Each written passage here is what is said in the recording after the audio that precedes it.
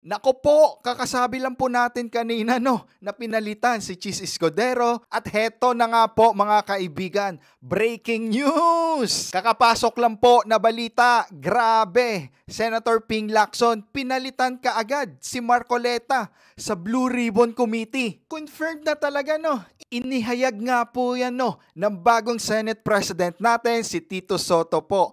Napapalitan ni Senate President Pro Tempore po Ping Lacson. Si Senator Rodante Marcoleta bilang bagong Blue Ribbon Committee Chairman po. Grabe!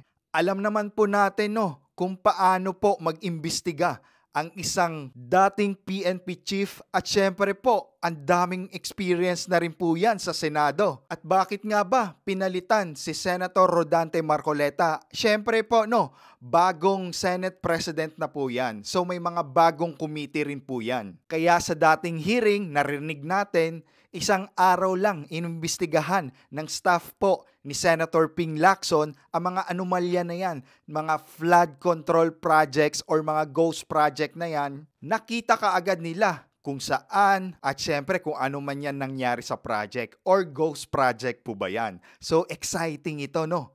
Kaya congratulations sa ating bagong Blue Ribbon Committee po no, Senator Ping Lacson. Kaya ikaw kabayan, anong mako-comment mo dito? Excited ka na ba sa mga hearing na yan about sa mga anomalya na yan ng flood control projects na yan? Comment down below kung ano masasabi mo at follow na rin po